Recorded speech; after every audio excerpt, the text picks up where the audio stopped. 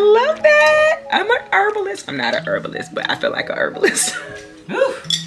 Smell right strong. Like, did our ancestors do all of this to grow their food, to make their medicine? I took it straight and it was not good. It was not a good look. I messed that up. Good morning. Welcome to Yellow Door Urban Homestead. I am Asia and I'm an urban gardener growing in a small space out in my backyard. So this morning I went to the feed and seed store and guess what they had? Garlic. It's a half a pound of garlic for $10. So here's the thing. If you have, I'm a big component of going to your local feed and seed store. So this morning, I'm gonna make a quick cup of coffee and then we're gonna sit at the table and we're gonna separate these cloves because I'm gonna plant these today. It's a little chilly outside right now, and with that being said, you know we're not going out there, but I could get them ready. So when you are planting garlic, you get the whole clove of garlic, right? But you pull it apart and you plant the cloves that are inside. So you get a whole head, but you plant what's inside with the casing on it. I used to call it paper, and I think one of my friends said, it is not paper. She is not wrong. The other thing we're gonna do today while we're in the house, just trying to get a few things done. I have some peppers that are in the dehydrator. We're not gonna do that together again, because what we're gonna do, because we've done it several times now, I'm going to powder the sweet peppers, add it to the powder that I have. And someone was like, you're pretty much making sweet paprika. Yeah, that makes perfect sense. So I'm gonna make some more sweet paprika powder. And I do have some cayenne peppers in there as well. So we're gonna go ahead and add those to the jar that we still have out. Like I said, I'm going to start to use cayenne pepper like medicinally. Just gotta figure out how that works. The other thing we're gonna do, if you remember, we made fire cider. Y'all see, I put the wax paper on it. We're gonna strain this out. Now, I was watching some videos after making this and I realized I did not use apple cider vinegar with the mother in it.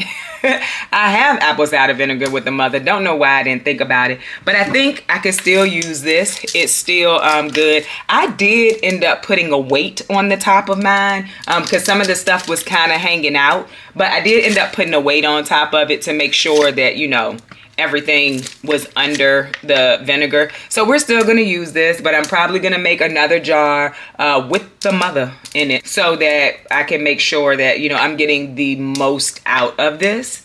The other thing we're gonna do is go ahead and strain the feverfew tincture and put that into some bottles. The other thing we're gonna do is also strain the rosemary tincture and put those into a bottle.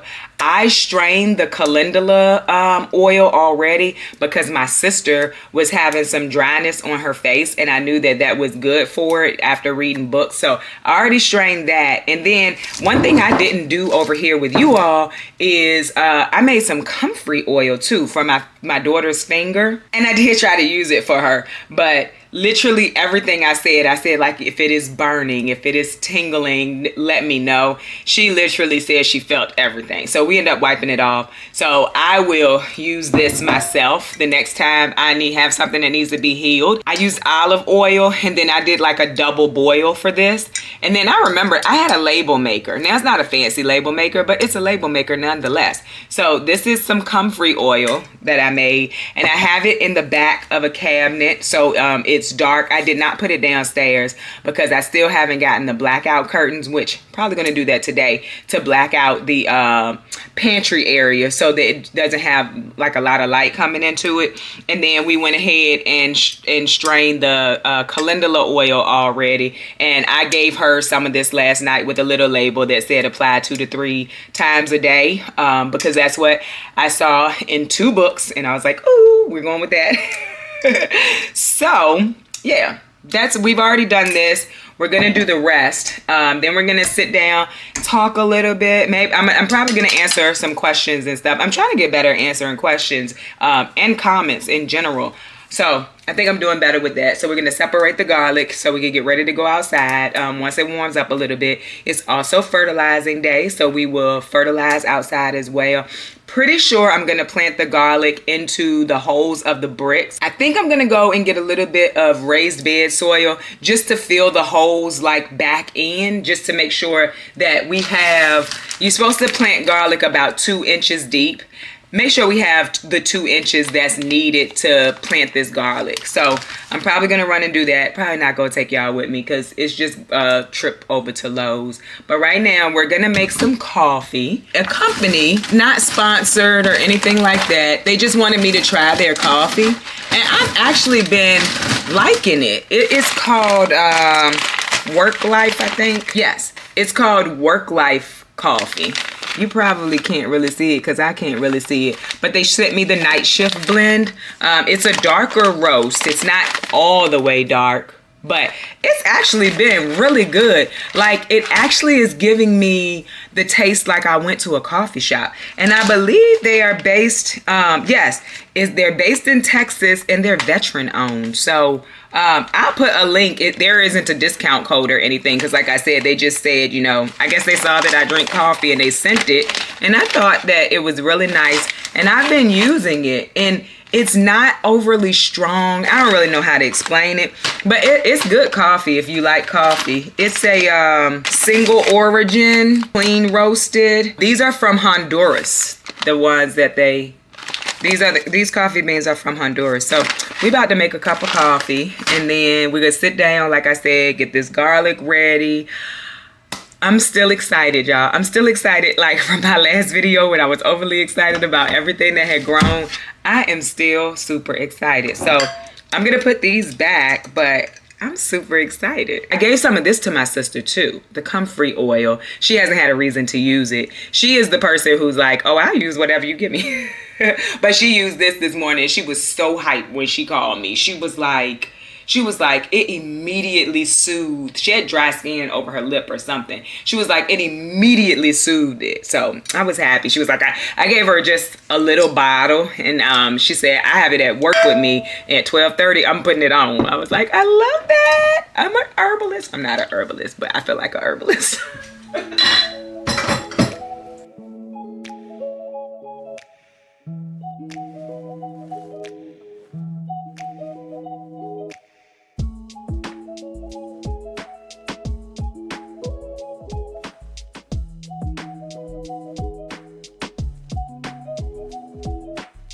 Okay, so now we're gonna get to work on this stuff. This coffee is so good, y'all. I use a Chobani white chocolate creamer with the milk. I put about 100, I don't know what that cup, the little things is. Must be milliliters maybe. Girl, I don't know. Anyway, I put 100 worth of milk. Then I take the white chocolate creamer to the 150 mark. It's good. Like, I don't even have to add extra sugar to it when I do that. Now, mind you, I put a whole bunch of whipped cream on the top of it. It's still good. But I don't have to add any sugar to the coffee. So we're going to start with the fire cider. So I did end up seeing why y'all were telling me to put the wax paper on it. I can see a little bit of rust or whatever, but it wasn't on the jar per se. So that's a plus. And I don't see mold or anything. And like I said, I ended up putting a weight in. We just gonna pour it into here, and then the weight will fall in there too, so. Uh-oh. Whew. Smell right strong. Look really good though. I got about 12 ounces of this. I'm now understanding why people use a larger jar, because if I was trying to make this for like my whole family to use all winter long, this wouldn't have been enough. So I'm gonna let this sit a little bit, and then I'm gonna kind of try to push it down, probably with the potato masher, because I don't have a press. So we're gonna let this strain a little bit.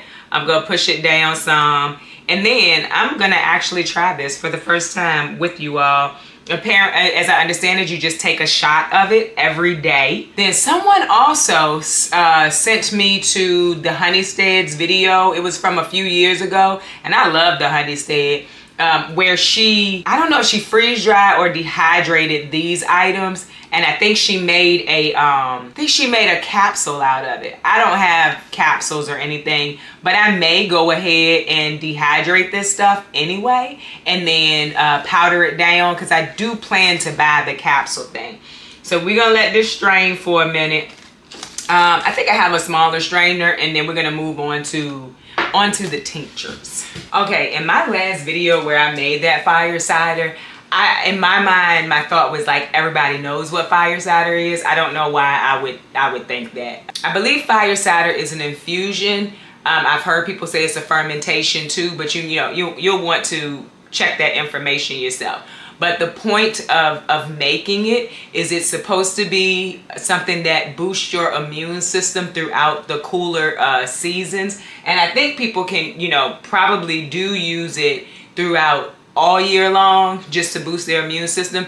And you're just supposed to take a little bit of it because it has garlic in it. It has onion. It has turmeric, it has horseradish, it has lemons, mine had rosemary, thyme, cayenne peppers. So it has a lot of spicy tasting things in it. And so you don't need a lot. It's just supposed to be a small amount that you take every day to help boost your immune system. So that's what fire cider is. This is my first year making it. Also, you could put honey in it for taste. So just like I forgot to use the vinegar with the mother in it, I also put my honey in it first. As I watched more videos, I saw that and went back and read the directions from Essence the Herbalist. By the way, I ordered one of her sweatshirts. I can't wait. It's supposed to be here today. I cannot wait to get it. Anyway, so I put my honey in it first. Apparently the honey is simply for taste, but I don't think anything is wrong with it. Like I said, I'm going to try it today. These are all herbs and things that you would eat every day anyway, so I don't feel like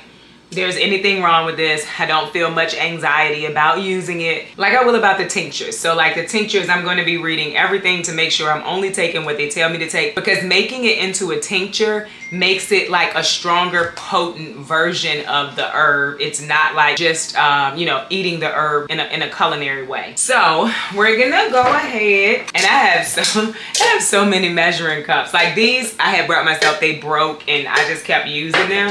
And then these, a subscriber sent me, probably when they sent me broke cups that I just kept using.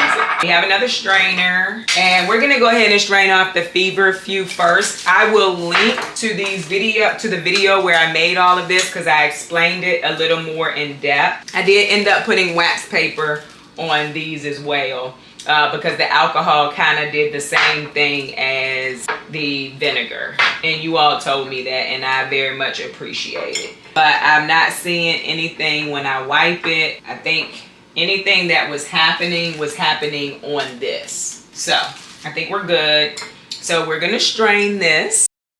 And I use vodka, so this was clear when I poured it in with these herbs. This is where you can tell that it did do what it was supposed to do, because this is like a dark black now. And we'll have to press this a little bit as well. Everything that I'm showing you today has been sitting for 4 weeks. That's what most of the books told me, that it should sit for about 4 weeks, and that's what I did. I was going to put them in like the tinier tincture jars, right?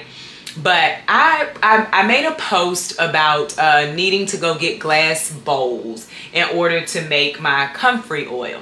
And someone commented, and I think this way a lot, like, did our ancestors do all of this to grow their food, to make their medicine? Probably not, because our ancestors did not have all of these things, right? So I'm gonna put it in a mason jar, and in the back of a cabinet, the same place I have the comfrey oil, the same place that I have the calendula oil. And then, like, if I'm giving it to someone, I'll use the little amber jars. Now, I'm gonna tell them to bring it back, because them amber jars was not cheap. But yeah, I'm gonna make labels just so I know where everything is, but I'm not going to overdo this. In my mind, I'm not going to try to overdo this.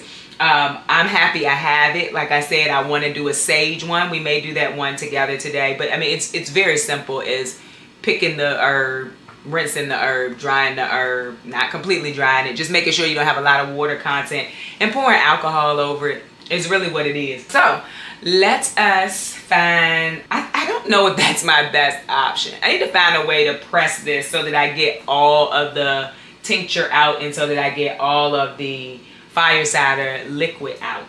Let me see what I can, let me see. Oh, listen. I do gonna need a press. But I feel like I could just use this. Let me see. I just need to press it. That's working. Y'all see the extra that's coming out? Probably not, because you ain't close enough. Hold up. Let me see what I can do.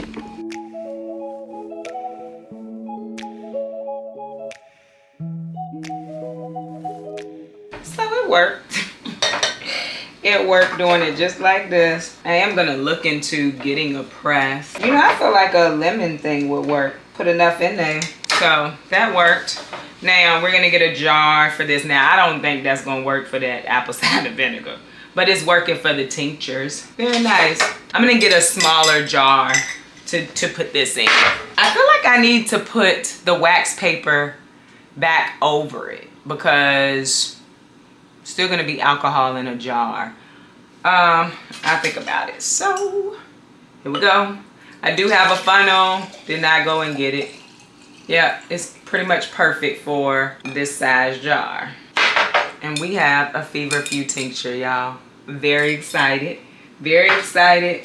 Starting my apothecary. Feverfew, good for fevers. I believe it said good for headaches. I believe migraines. I don't have my book in here with me, but when I make my label, I can put extra wording on it. So I'm gonna go through my book, make sure I know everything that this is good for, and I'm going to put it on the label. All right, I am out of strainers, so let me clean this strainer out, and then we're gonna do the little bit of rosemary that we do have too. All right, so we are back now, wiping up a little bit of the stuff that kind of fell on the table. Let me make sure this is dry. I just don't want to add moisture to the tincture, so let me make sure it's dry. Someone sent me a packet. I had done a sappy post, but I meant every word of it. Thank y'all so much to, you know, to the people who sent me all of that stuff last week. But she sent me somebody, I guess, I don't know if it was a she or a he. Someone sent me some new dish towels, and so I need to get that stuff put up, but we were in need of new dish towels. So now we got the rosemary tincture. Remember I said this is the one I made, and I did not make a lot of it because I had used it before with another herb, and I'm just not sure of how it's going to interact with me. It smells so good though. It smells really, really good. I'm gonna use this little one for this because it's smaller. I mean, again, definitely not getting all of it out, but it does work. Wonder if I do it like this, will I feel more secure? Nope, I will not. I will not feel more secure. Yeah, so basically I'm just taking it up and pushing down, and it's giving me a lot more, well, more of the tincture. So this is like a half a cup. But when you're taking tinctures, it's normally in like drops. The other thing that I read the other day is when I use that tincture, it would have been better for me to put it into a glass of water, like 8 ounces of water to I can't remember how many drops, and then take it. I took it straight, y'all. I took it straight, and it was not good. It was not a good look. And rosemary is good for like your mind, memory, things like that. I'm not super old, but I'm 41 years old, so it can't hurt to start working on supporting my memory and my brain. So that's one of the things it's good for. When we go and make the labels, I will tell you exactly what I'm going to put on my labels for each one of these tinctures. All right, done with that. That's how much of that we got. I just love how it infuses in and changes the color completely. Like, it's awesome. So we're going to use this size jar for this one. This is the one I put my jam in, and pretty much perfect. And that's the rosemary one. I already have a label on this one, so if I don't seal these tops, I reuse them, but if I seal them, I won't reuse them. I will throw them away. This was holding just some mint leaves to make tea with, and so that's what we're gonna reuse it. Also gonna wipe it a little bit just to make sure it's clean. By the way, I had kind of forgot to spray my mushrooms, and they started to dry out, so I pulled them off of the little box, but they did grow nicely. I pulled them off the box and set them in some water so that they could hydrate a little bit more. These are oyster mushrooms, but like I said, they had started drying out because I forgot to spray them, but I can't wait to get some more of these. I thought it was the coolest thing. So these are oyster mushrooms. Probably try to cook with them tonight because it's not a whole lot. Although I could add them to the shiitakes that I already have, because it's not like I'm using them for anything specific. It would just be more of like adding it to a dish. But I don't know, we'll see.